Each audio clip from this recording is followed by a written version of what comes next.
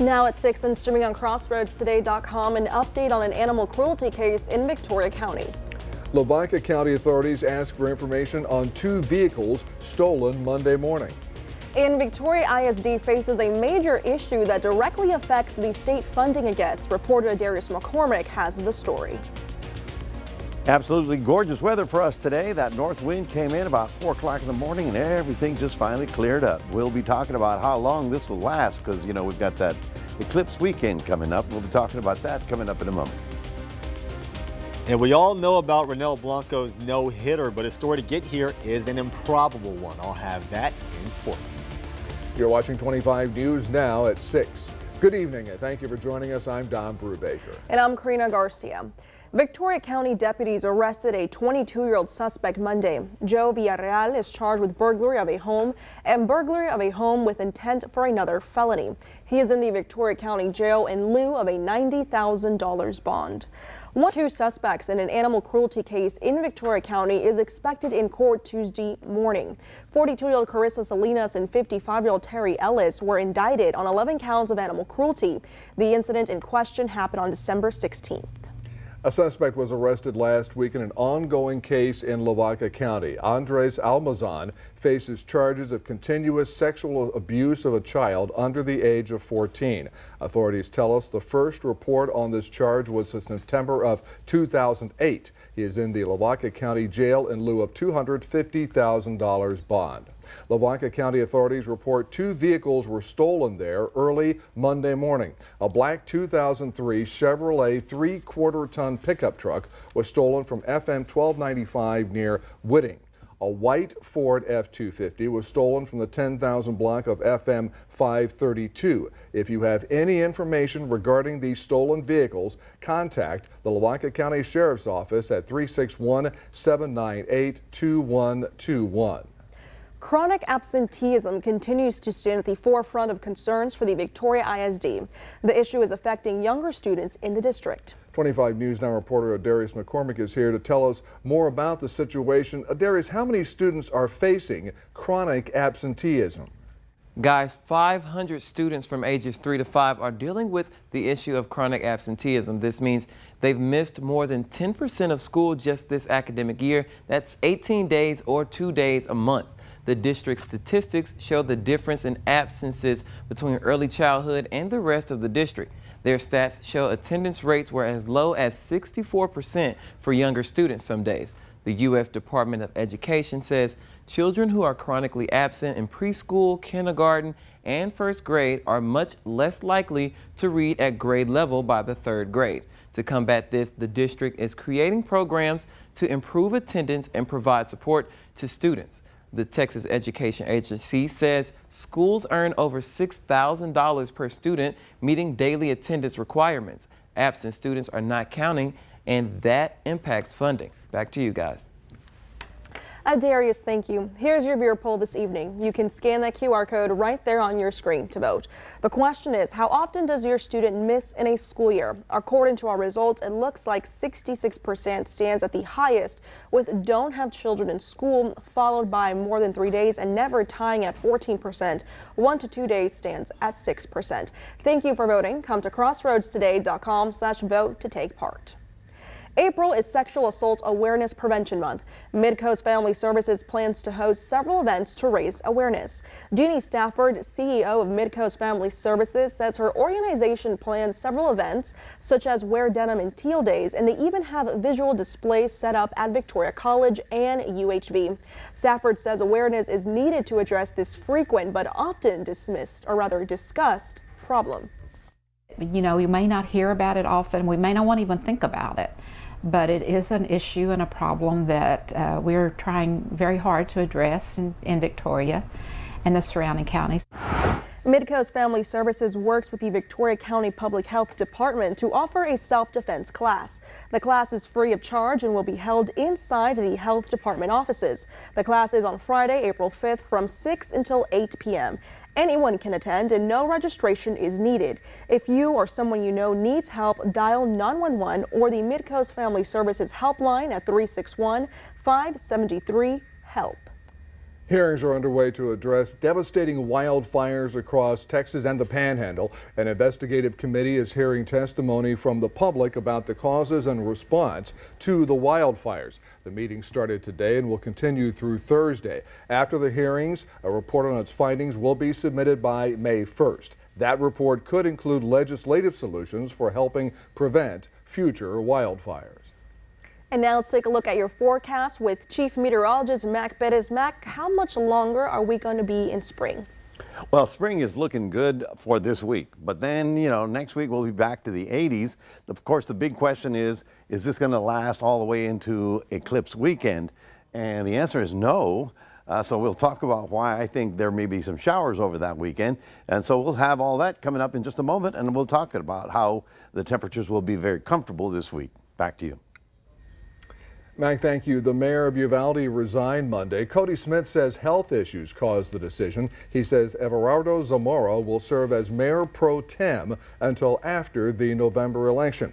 Smith's been in charge since just after the Robb Elementary School shooting 2 years ago. Smith's resignation came the day before a city council meeting that was earlier postponed due to his health concerns. Smith was reelected as Uvalde mayor last November.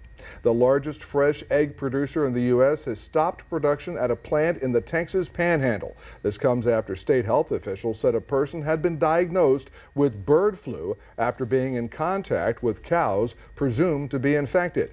Cal-Maine Foods said it destroyed over 2 million chickens. The facility is about 85 miles southwest of Amarillo. The company says there is no known risk with eggs in the market and no eggs have been recalled, and that the risk to the public remains low. Corpus Christi police are still searching for a missing Texas A&M Corpus Christi student. Yeah, detectives established a timeline for the night 21-year-old Caleb Harris disappeared. On the morning of March 4th, one of Caleb's roommates reported him missing. Caleb Harris' parents have doubled the reward for any information that leads to his safe return to $50,000. If you have information regarding the disappearance of Caleb Harris, contact the Corpus Christi Police Department at 361-826-2840. A Houston area woman got an unpleasant surprise trying to renew her driver's license. Yeah, she found out there was a warrant out for her arrest because of an overdue library book. This has definitely been stressful. I mean, I exclusively breastfeed this one, so now I'm having to navigate pumping in case I get arrested. Holding her daughter Molly, Kaylee Morgan spoke to me about her trip to DPS about 2 weeks ago. And when I get there, they tell me that they cannot renew my driver's license because I have a warrant out for my arrest. And this was news to me. I haven't been pulled over. I've never been in any sort of legal trouble. She called the courts and found out the warrant was for theft of government property. It's over a library book that I turned in late. She checked out the books back in March of last year from the Navasota Public Library. So it was a part of our homeschool study. It was a book. I don't even remember the title. It was a book on Vincent van Gogh. Kaylee says she forgot to return the books on the due date and was dealing with pregnancy complications. Her husband tried returning them 2 months later. And I explained all of this to the judge. Like, my husband was working in Houston. We were in Beta. This is about a 30-minute hike to the library. When he was dropping off the book, it was in the morning, and the book did not fit in the return box. According to a city ordinance, refusal or failure to return books or items within 30 days from the due date will result in the person's library card being revoked. The ordinance goes on to say any person who damages or destroys books could face a misdemeanor fine punishable up to $500. Kaylee says the ordinance is excessive. There are so many other things that we could do as a consequence, because I do agree, like, having a time frame for library books is important so everybody can participate. But maybe community service, like you returned a book late, so now you come do story time with the kiddos. Okay, Powerball jackpot climbed to an estimated $1.09 billion after no one matched the 6 numbers drawn Monday night. That continues a 3-month winless streak for the top prize. The cash option for Wednesday night would be an estimated $527 million. No one has won Powerball's jackpot since New Year's Day, a stretch of 39 drawings without anyone matching the game's 6 numbers. If no one wins the jackpot Wednesday night, the game will match its record of 41 consecutive drawings on Saturday night. We have an update before our next story. This is an update on the animal cruelty case. Now, we just got word that the hearing today was canceled and that the case for Salinas, in this case, her name is Carissa Salinas, 45 years old, is set for May 29th. Thank you, Don. Now, people across Southern California reported seeing a series of mysterious lights streaking across the sky early Tuesday morning. It turned out to be debris from a SpaceX rocket that launched Monday night from the Vandenberg Space Force Base. You can see the lights streaking across the sky appear to break into pieces and then begin to scatter. SpaceX launched a similar mission less than 2 weeks ago. That launch left similar streaks of light across the Southern California skies, so you guys, the aliens are not here just yet. Just keep watching the skies. Yeah. Okay. When you're not watching us. Remember to subscribe to our YouTube channel, Crossroads Today. Hit the like button and click the notification bell so you can see Crossroads Today on YouTube. Stay with us. Coming up on 25 News Now at 6, a big drop in Tesla sales to start the year. Also ahead, a company known for affordability prices is now raising those prices.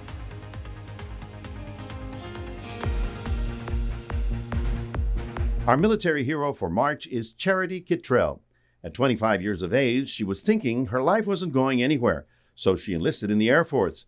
But instead of flying, she wound up in a SCIF, a top-secret secure information facility. I was working a good job on the outside, but I was unfulfilled. And 9/11 happened, and I'm like, there's more that I should be able to do. I was in a secure facility. We had no windows. One door you had to code in, and flashing lights if we had a visitor. So, yeah, it was pretty, I don't want to say boring, because it was not a boring job, but we didn't see a lot of people or sunlight. After her tour of duty, she settled in Central Texas and found her life's purpose. She opened a nonprofit called 412 Kids.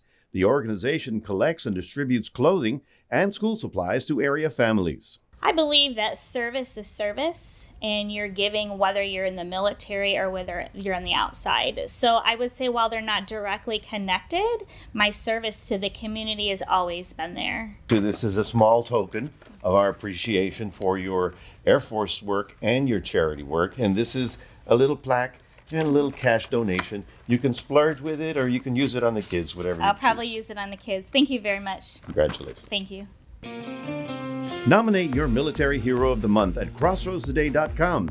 They could win an award and a cash gift. Maclovio Perez, 25 News Now.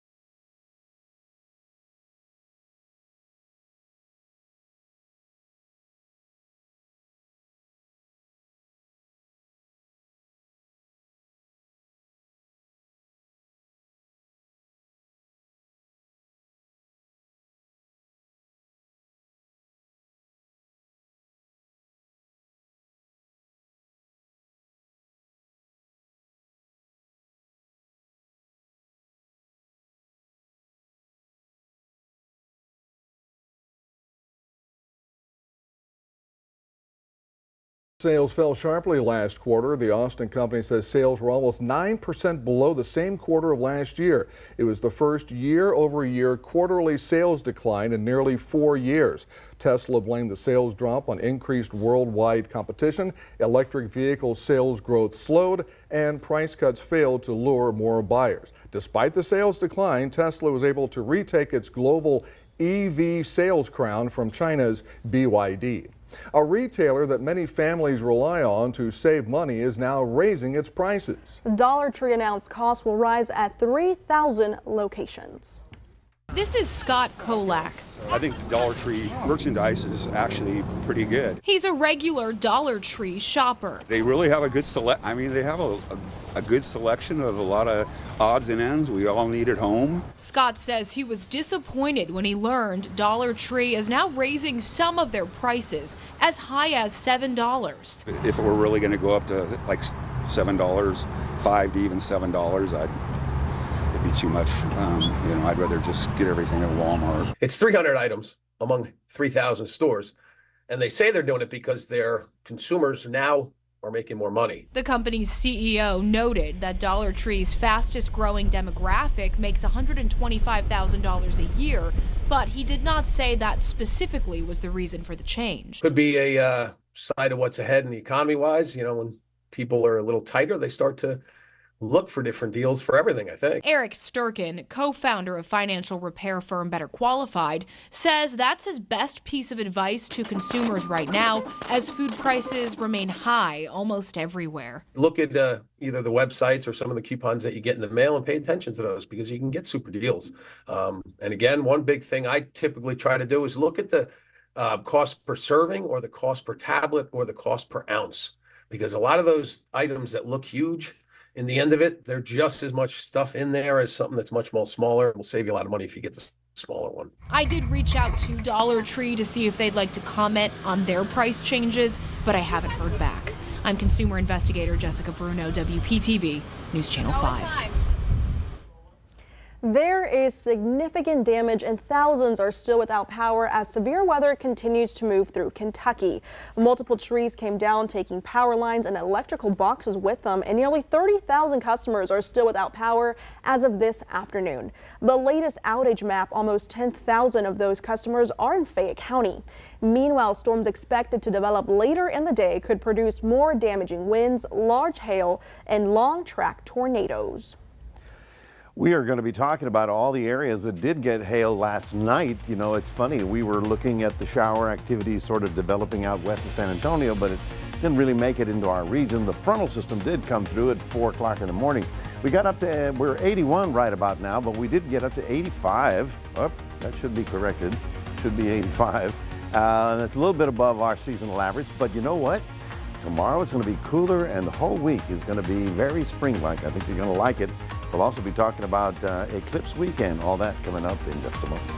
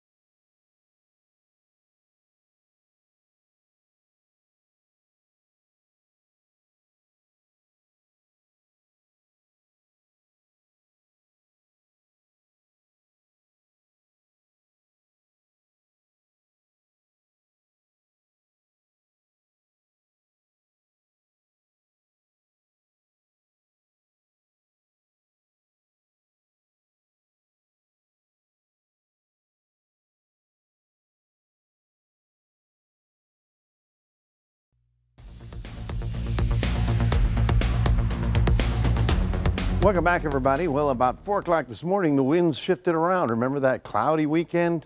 Well, that's all gone. We've got this beautiful sunshine and some fairly pleasant weather. You know, today was 85, but with low humidity, that's very comfortable. Tonight, we see clear skies over the area. We see some leftover cloud deck out there in far west Texas, but that's not going to amount to anything for us. Now, what we do have right here is a high fire danger for tomorrow, because the winds are out of the north. They're going to continue to get a little bit stronger. And so with very low humidity and 25-mile-an-hour winds, well, you got to be very careful. It doesn't include the crossroads, but you know, we all need to be very cautious with this. Now, every dot that you see on the map is an area that reported severe weather last night. So here's the hail streak. I mean, literally from, well, you know, Hondo all the way through west of San Antonio, over San Antonio, up through New Braunfels, and all the way to San Marcos. There was another storm that produced the heavy hail also west of Austin, and then coming right across the city right about there. So a lot of people did have hail last night. I don't know how much damage they got. Maybe their cars got banged up a little bit, but obviously North Texas is where the really big stuff did occur. We were lucky, but the front came through and gave us some very pleasant weather. This is the forecast high tomorrow, 77, slightly cooler. That's good because of that north wind that continues blowing through the area tonight and again all the way through Wednesday and then even Thursday. Friday, then the south wind kicks back in and we'll start getting back into the cloud cover and humidity. But the big concern that I have is that in the far distant future, this weekend, we're going to have a frontal system coming through our area, and that may have something to do with our weekend. As a matter of fact, I know that we will get some sort of stormy weather coming through the region. Let's take a look at our national map, and that'll give you an idea. Here are the temperatures for the next couple days, 77 tomorrow, then in the 80s all the way through the upcoming weekend. Things are looking good in terms of temperatures, but watch this. Here's the old front from last night. That's pretty much gone.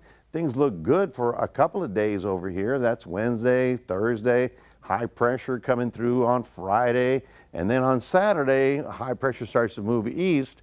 And that's when we see this storm come across the Rockies and into the plains. Now, this is on Sunday. I believe that on Sunday we may have a chance for some isolated showers around our area. I will say this right now, that by Monday, that thing should blow through our area. And I think we're going to be in good shape. Let's hope so. A lot of people are going to be looking up in the sky wondering where the sun is. Looks like a sunny day for tomorrow in Port Lavaca, getting up to about 78 degrees. That north wind will be very nice, very low humidity. Looking sunny skies all day long in Cuero. I guess we can include Nordheim in this forecast as well. It includes you guys, all right? And Yorktown and Yoakum as well. So we're looking for good weather for Wednesday, Thursday, and Friday, and even Saturday of 79 degrees. It's Sunday night when we see that front come through. I'm going to say most of the rain will be Sunday night and into very early Monday morning, and then by afternoon that should be gone. And so with a little luck, all those people peering up into the sky will have something to look at. That's your 7-day forecast, reminding everybody we do have a QR code. Love for you to scan that, put Crossroads a day on your phone. And we'll toss it back to Karina. Thank you, Mac. And now here's sports reporter Zach Brown. The Calhoun Sand Crabs marching to Bay City, getting ready for round 3 of the playoffs. I'll have that in sports.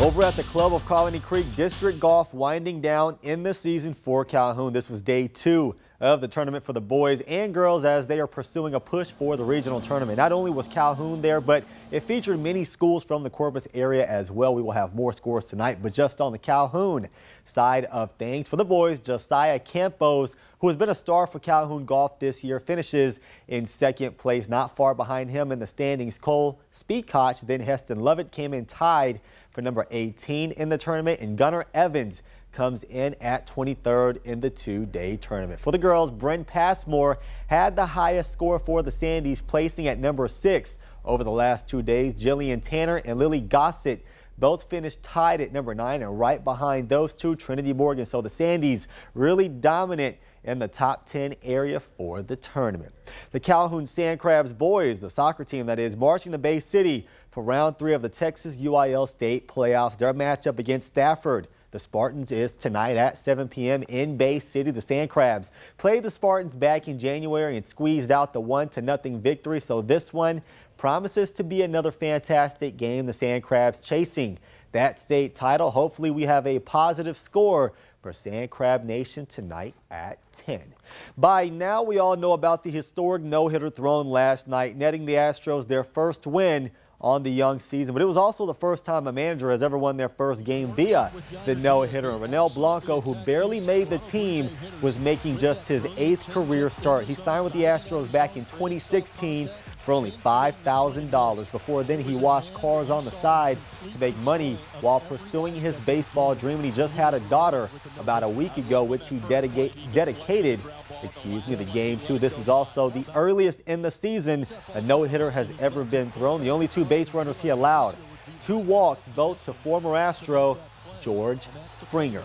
Last night, in the middle of the Rangers blowout of the Rays, former Astros pitcher Phil Maton on the mound drilled 2 Texas players, Adolis Garcia, who wasn't happy to say the least, and Josh Young. Garcia was fine, but Josh Young has a broken wrist, and just word about an hour ago, his timetable to recover is at least 6 weeks, and the Astros and Rangers face each other very soon.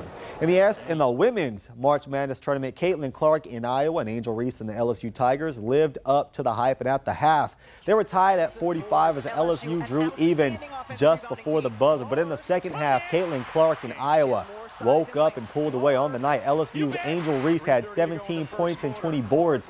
Caitlin Clark, though, showed why she may be the best women's college basketball player ever. She had 41 points to go along with 12 assists. And last night's game between those two had 12.3 million viewers. That is the most watched game in women's college basketball history. That's it for your sports. Donna Karina, back to you. Thanks, Zach. We're back in a moment. A Florida canine police found a missing 3-year-old lost in the woods.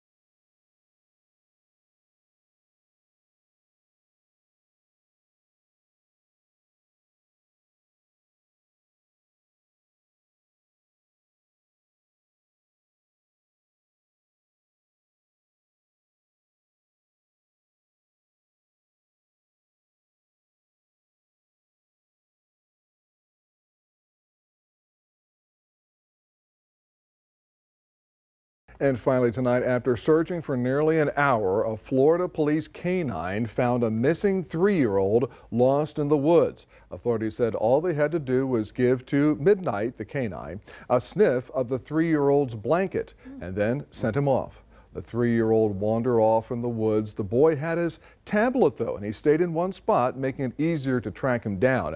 Midnight was rewarded with a hamburger and one of his favorite toys. There was one point during the search where they had Midnight sniff the towel once again to get a fresh scent, and an hour or so later, they found those canines are amazing.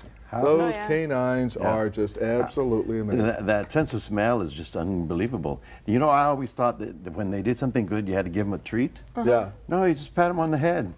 I'm going, really? No, well, Mike demands a treat for everything he does. So. Yeah, he took a hamburger. He took there. a hamburger. That's a good treat there. Good for him. Hey, I've seen some red flag situations, warnings, not in the crossroads, but kind of a little bit north. Should we worry about this stuff? Out to the west, it's where it's going to be very dry, and we should always worry about winds and low humidity, but we're not under the red flag warning. But anybody on the other side of Highway 281, if you know southwest Texas, they're looking at extremely low humidities down in the 10%, so they've got to be very extra cautious. For us, looking at sunny skies, northerly winds again tomorrow will get us only up to 77. Will be really nice for Thursday, Friday, and even Saturday. And I believe that rain on Sunday will be on Sunday and gone by Monday morning, just in time for the eclipse. Thank you, Mac. Thanks for joining us. We hope to see you back here tonight for 25 News Now at 10.